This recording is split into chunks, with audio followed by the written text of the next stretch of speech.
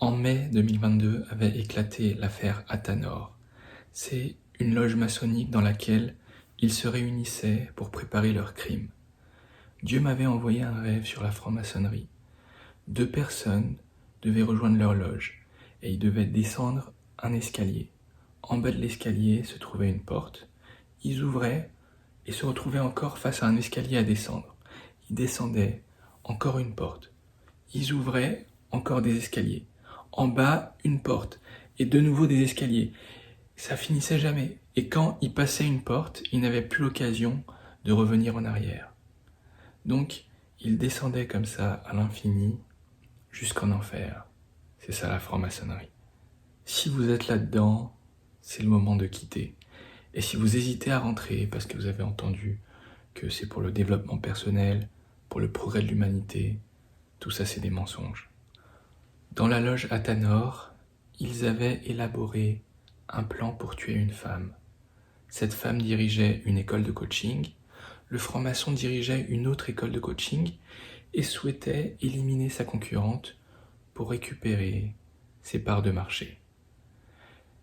Ils se sont organisés et ont envoyé 2 personnes chez elle. 2 personnes dans une voiture sont garées en face de chez elle un lundi matin. Il est 8h, ils attendent qu'elle sorte de chez elle pour aller au travail et à ce moment-là, ils vont lui tirer dessus. Mais il va y avoir 2 imprévus. Déjà, une autre voiture va passer par là.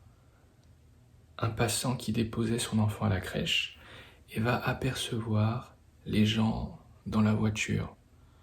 2 hommes habillés en noir, casquette, capuche, avec des gants alors qu'on est en plein été et qui font semblant de dormir quand on les regarde. Il va appeler la police. 2e imprévu, la femme qui a l'habitude de sortir à 8h, ils ont observé, analysé, ils l'ont suivi pendant des semaines, des mois. Ils connaissent ses habitudes, ses horaires. Tous les lundis matins, elle sort à 8h. Ce jour-là, elle est en retard. Et en retard pas de 10 minutes, de 45 minutes. Grâce à ces 2 imprévus, la police arrive avant et arrête les 2 assassins. Mais vous et moi, on sait que c'est pas dû au hasard. Dieu a protégé cette femme pour 2 raisons. Déjà parce que dans cette affaire, elle est innocente, elle n'a rien à se reprocher.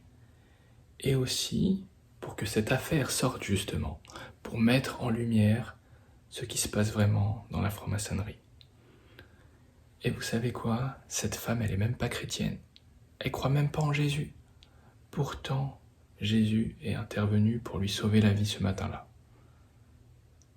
Si Dieu protège les non-croyants, à plus forte raison, il va protéger ses enfants, ceux qui lui appartiennent. Le livre de 1 Samuel raconte comment Saül, le roi d'Israël, poursuit David pour le tuer. Mais ça n'a pas toujours été comme ça. Au début, David est au service de Saül. Il lui joue de la musique pour le détendre et il porte ses armes. Et la Bible nous dit que Saül l'avait pris en affection.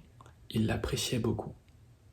Mais le problème, c'est que Dieu n'a pas choisi David, Dieu n'a pas oint David pour qu'il soit le porte-flingue de Saül. Dieu avait un tout autre destin pour lui. Et donc, il va le faire monter petit à petit. Au chapitre 17, il l'inspire pour aller combattre Goliath. Après cette fameuse victoire, tout Israël est en effervescence. Les femmes dansent et chantent. Saül a vaincu ses milliers et David ses dizaines de milliers. Lorsque Saül entend ça, son attitude change. Il se dit, les femmes l'apprécient, mes ministres l'apprécient. Tout Israël aime David. Il ne lui manque plus que ma couronne. Et il se sent menacé. Et il a raison parce que c'est ça le plan de Dieu. Dieu a déjà rejeté Saül et a choisi David pour être le prochain roi. La sympathie qu'il avait au début va tourner en jalousie et en haine au point de vouloir le tuer. David est en train de jouer de la musique pour Saül. Saül lui envoie sa lance et David esquive. Saül et David se trouvent dans la même pièce, à quelques centimètres l'un de l'autre. Saül, le roi d'Israël, le chef de guerre, expérimenté, qui a déjà tué des milliers de personnes avec sa lance, rate David alors qu'il est qu'à quelques centimètres de lui, et il le rate 2 fois.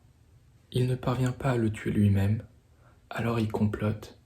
Il décide de l'envoyer à la guerre avec une armée réduite, pour faire passer sa mort pour une perte de guerre. Mais David revient à chaque fois. Saül l'envoie à des missions suicides, des missions sacrifices. David revient avec la victoire. L'ennemi dresse des pièges, David esquive les pièges, et les pièges tournent même en sa faveur, parce que plus il gagne, plus le pays l'apprécie. À ce moment-là, Saül n'a plus seulement de la haine, il a de la peur, de la crainte, parce qu'il a compris, David n'est pas tout seul, l'Éternel est avec lui. À partir de là, Saül a 2 solutions. Soit il revient à la raison et abandonne ses projets de meurtre, soit il est vraiment bête et il insiste. Et c'est ce qu'il choisit. Mais il va changer de stratégie. Il voit bien que les complots dissimulés, ça ne fonctionne pas. Il décide d'annoncer ouvertement, clairement, ses intentions. Devant tous ses ministres, il va déclarer David, il va dire qu'il veut tuer David. David est en quelque sorte un hors-la-loi. Pour quelle raison ? Aucune.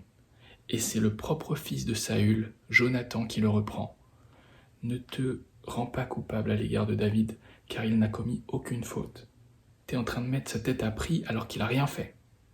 David est contraint de s'enfuir, et il parvient à s'enfuir avec l'aide de Michal, la fille de Saül. Jonathan et Michal, les 2 enfants de Saül, ont pris parti pour David. Saül se lance à sa poursuite, il est résolu à le tuer. Et il a failli réussir. Chapitre 23.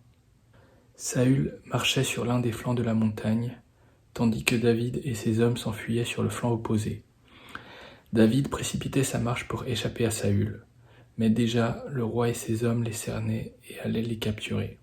Alors un messager vint dire à Saül, « Reviens tout de suite, car les Philistins ont fait une incursion dans le pays. » Aussitôt, Saül cessa de poursuivre David. Comment se termine cette histoire ? Saül va connaître une fin minable. Les Philistins attaquaient Israël et leur infligeaient une lourde défaite. Ils sont maintenant à la poursuite de Saül. Saül a peur d'être pris vivant parce qu'il va être torturé. Alors, il se jette sur sa propre épée. Il se suicide comme un lâche. Pendant toutes ces années, Saül a poursuivi David. Il le cherchait jour après jour, mais Dieu ne le fit jamais tomber entre ses mains.